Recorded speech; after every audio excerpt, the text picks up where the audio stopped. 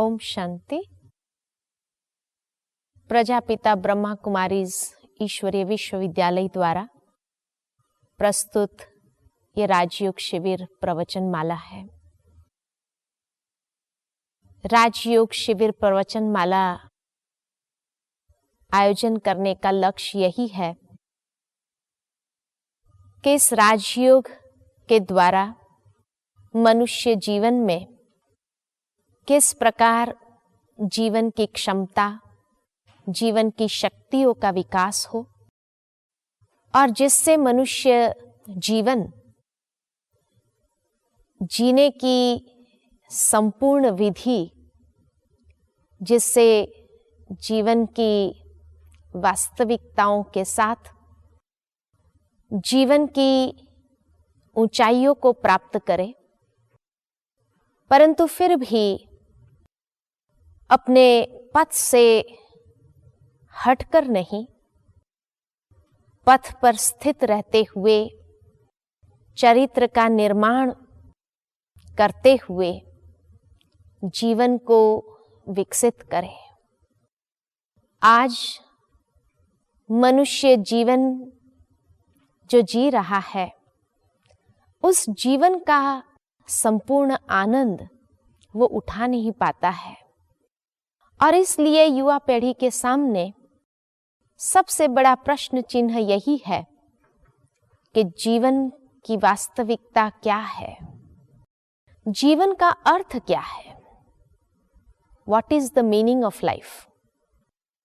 और ये अर्थ का पता न होने कारण पथ से हटकर दिशा भटक जाता है।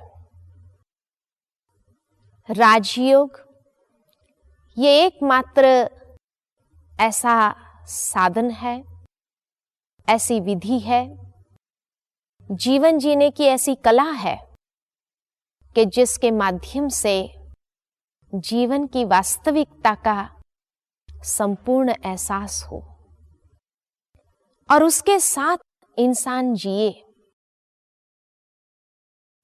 परंतु ये राजयोग क्या है? क्योंकि गीता में भी इसी राजयोग का वर्णन किया गया है।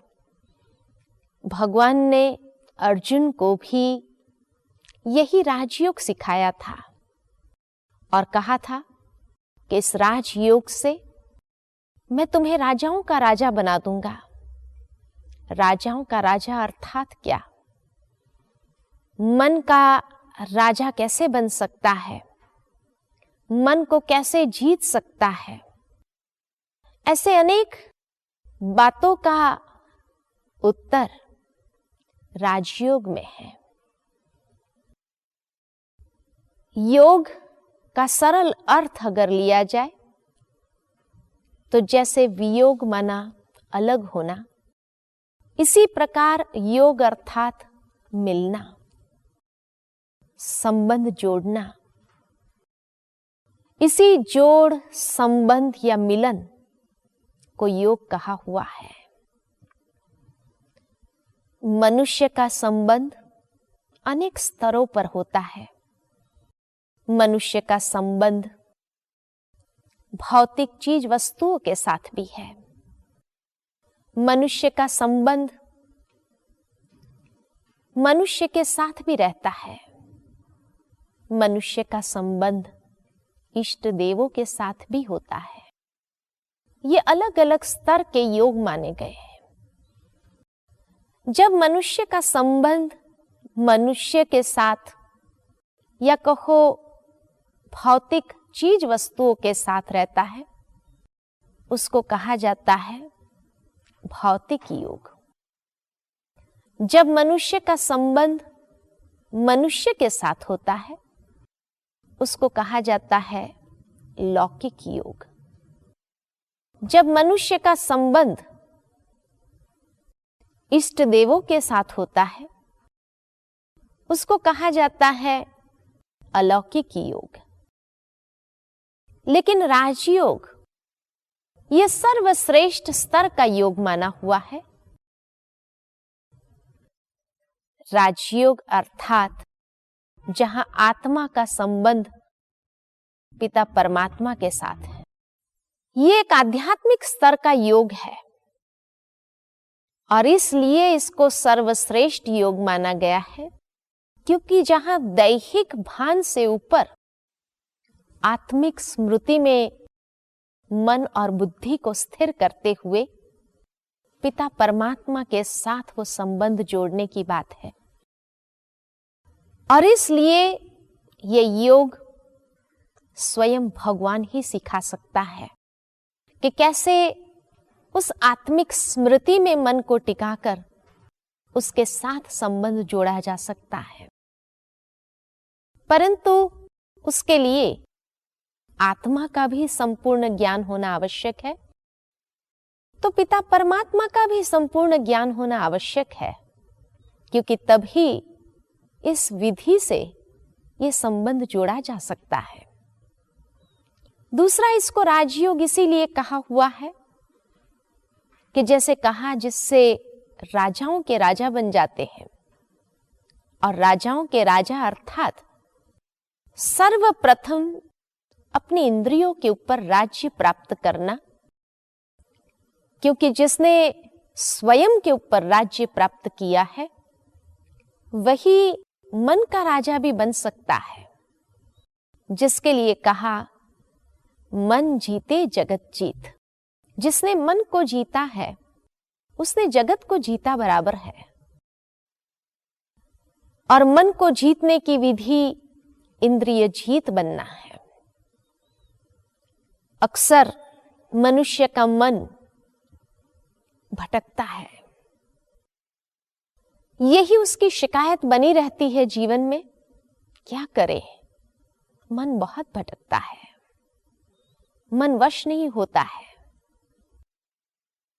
मन कहां जाता है, थोड़ा सा अगर उसका रिसर्च करे, कहां कहां चला जाता है। भगवान के सामने जब बैठे होते हैं या एकांत के समय जब बैठे होते हैं, मन चला जाता है। जरा पीछा तो करे, कहां जाता है। देखा जाता कि मन अक्सर वहीं जाता है जहां कोई न कोई इंद्रियों की चंचलता होती है। उसी इंद्रियों के पीछे मन जाता है। मान लो कि दिन भर के समय में किसी के साथ बात करते करते ये मुख ने कोई चंचलता की,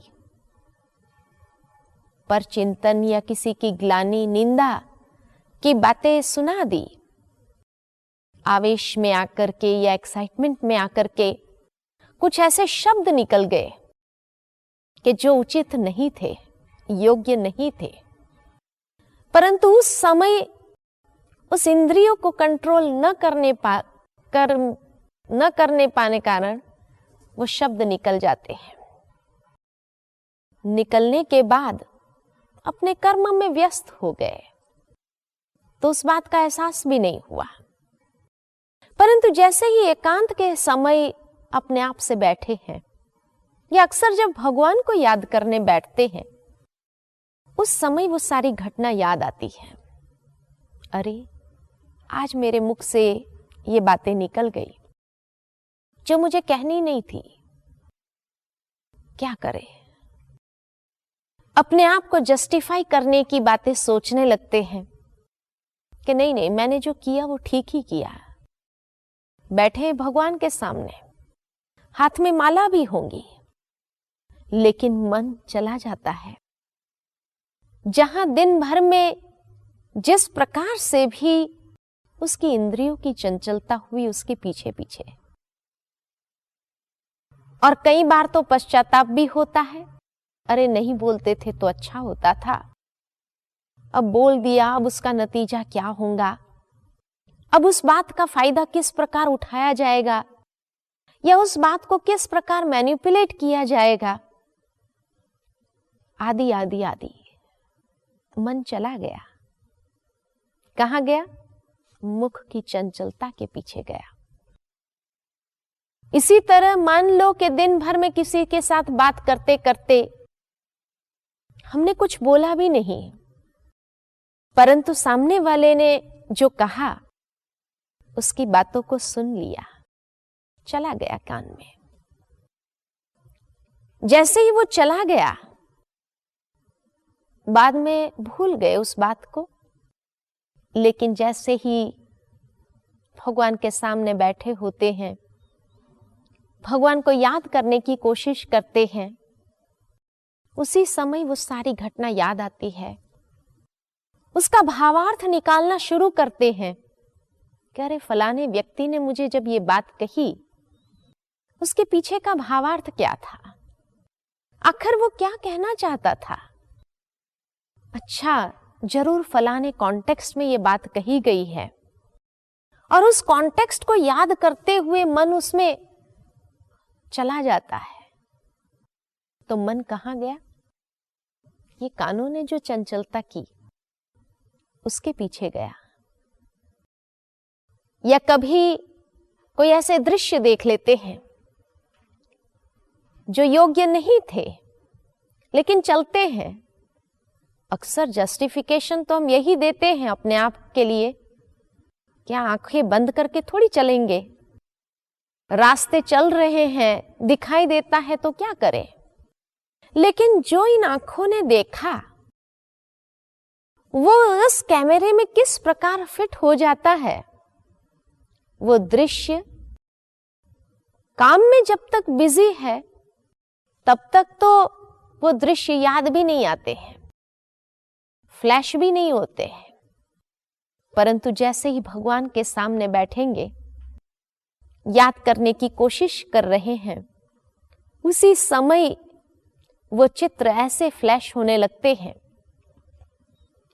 एक के बाद दूसरा, तीसरा, चौथा, इस प्रकार फ्लैश होते जाते हैं जो हम उसी में खो जाते हैं, मन उसी में ही समा जाता है, चिंतन चलने लगता है, कितना समय बीत जाता है ये भी एहसास नहीं होता है।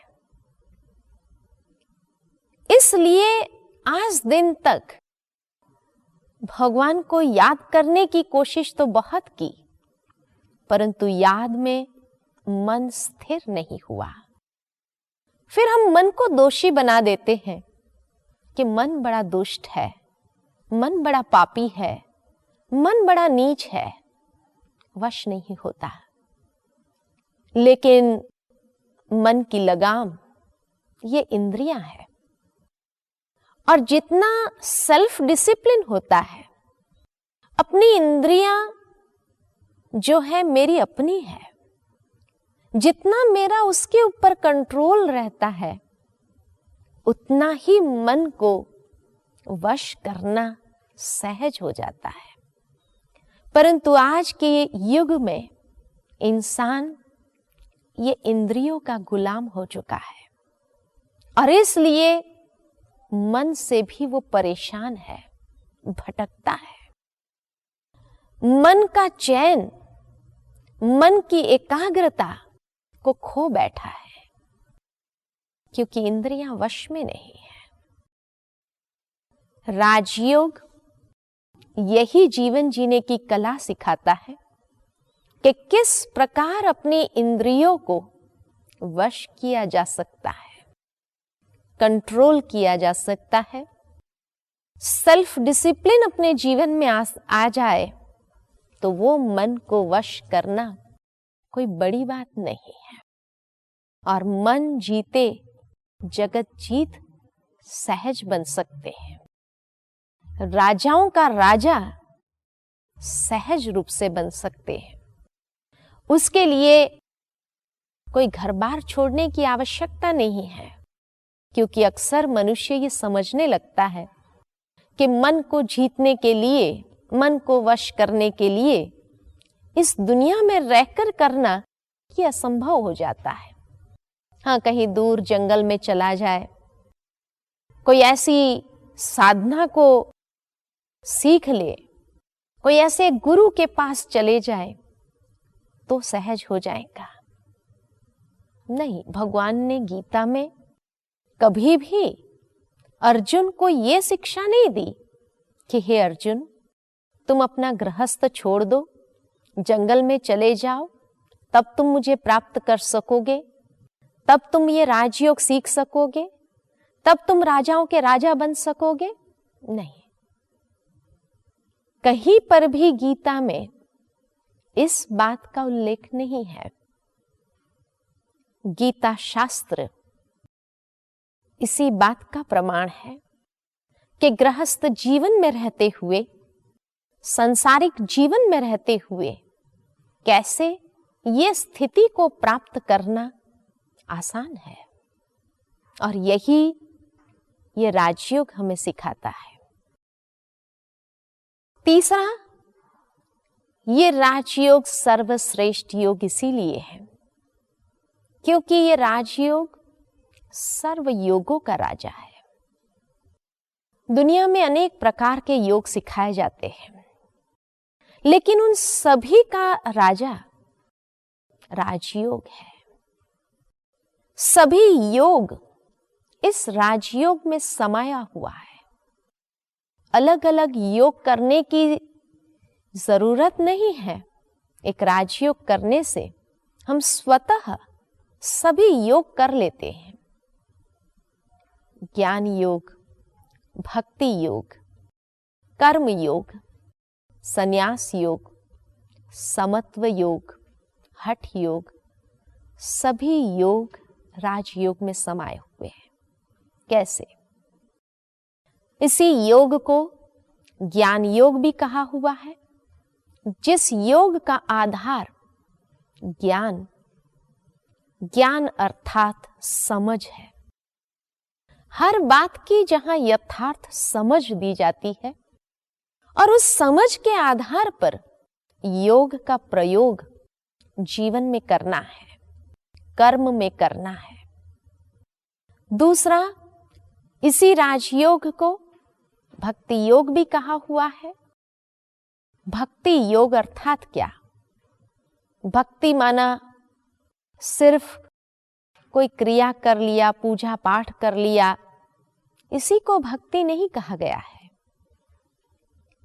क्योंकि अगर यही भक्ति होती तो आज दिनों दिन संसार में भक्ति बढ़ती जा रही है। पूजा पाठ, क्रिया कर्म कोई कम नहीं हो रहे हैं। मंदिर बढ़ रहे हैं, पूजाएं बढ़ रही है, लोगों की भीड़ बढ़ती जा रही है, फिर भी भक्ति का अनुभव नहीं हो रहा है। जो शिरोमणि भक्त आत्माओं ने भक्ति की, मीराबाई जैसे ने जो भक्ति की, या कई ऐसे भक्त आत्माएं जो हो गए, उनकी भक्ति को जब देखा जाता है और आज के इंसान की भक्ति को जब देखा जाता है, कोई अंतर है? जरूर नजर आ रहा है। क्या अंतर है? मीराबाई की भक्ति में ऐसा क्या था जो आज के इंसान की भक्ति में नहीं है? मीराबाई की भक्ति में भगवान के साथ का एक संबंध था। भगवान के प्रति एक प्रीत थी। यही भक्ति थी उसकी। आज के इंसान की भक्ति में न वो संबंध है, न वो सच्ची दिल की प्रीत है।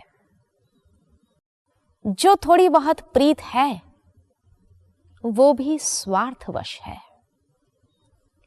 संबंध खुद के इतने दैहिक संबंध में वो उलझा हुआ है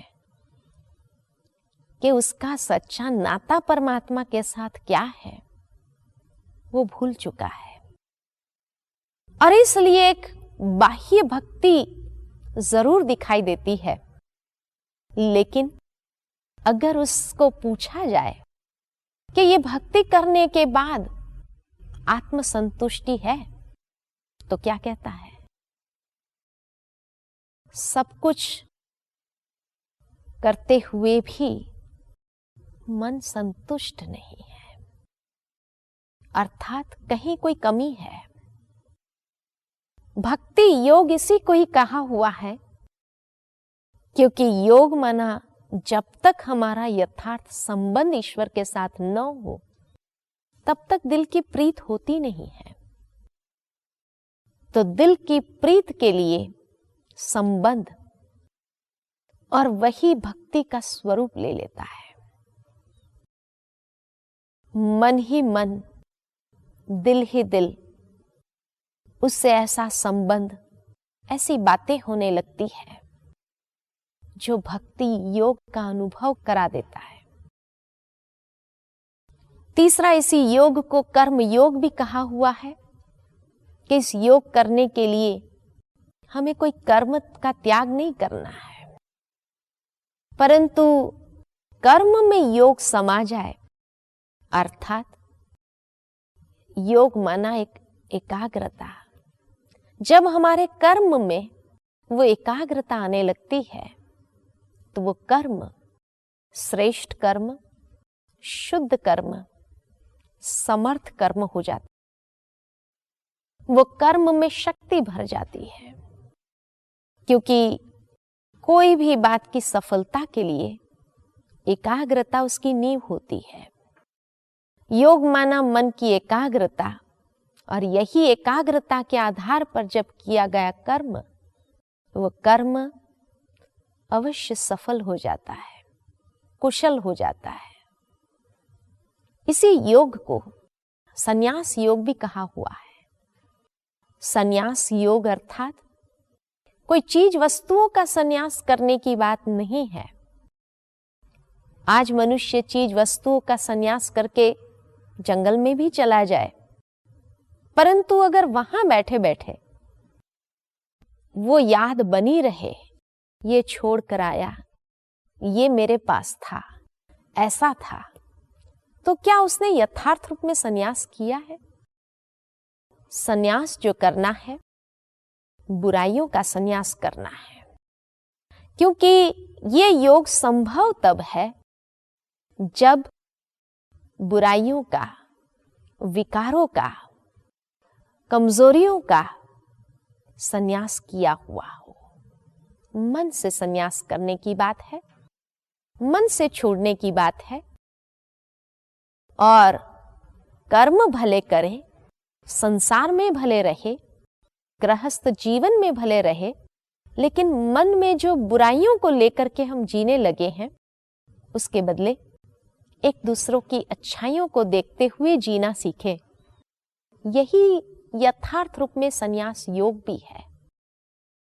इसी योग को हठ योग भी कहा हुआ है। हठ योग अर्थात कोई हठ आसन की बात नहीं है। हठ यानी दृढ़ता। जब हमारे मन के अंदर दृढ़ता आ जाती है, हठ आसन में तो एक दृढ़ता ले आते हैं अपने शरीर के अंगों को एक पोस्चर में स्थित करने लिए, और कितने दिन तक, कितने समय तक उस आसन में उस दृढ़ता के साथ स्थित हो जाते हैं। यहां मन के अंदर दृढ़ता लानी है, और दृढ़ता लाते हुए हर कर्म करना है, क्योंकि कहा जाता जहां दृढ़ता वहां सफलता है। Determination leads to success. इसीलिए उसको हठ योग भी कहा हुआ है, और इसको समत्व योग भी कहा है, कि जहां मन और बुद्धि का संतुलन हमें अपने जीवन में ले आना है। यही संतुलन जीवन को श्रेष्ठ दिशा हमेशा प्रदान करता रहता है। जहां संतुलित जीवन है, वहां कोई भी प्रकार की बाधा नहीं आती है। बैलेंस लाइफ हर एक जीना चाहता है, लेकिन जब मन और बुद्धि का बैलेंस होता है, तो जीवन में, कर्म में, व्यवहार में, संबंध में, हर क्षेत्र में बैलेंस आ जाता है। और यही बैलेंस जीवन जीने की श्रेष्ठ कला है। ये राजयोग सर्वश्रेष्ठ योग इसीलिए माना हुआ है। ओम शांति। ओम शांति।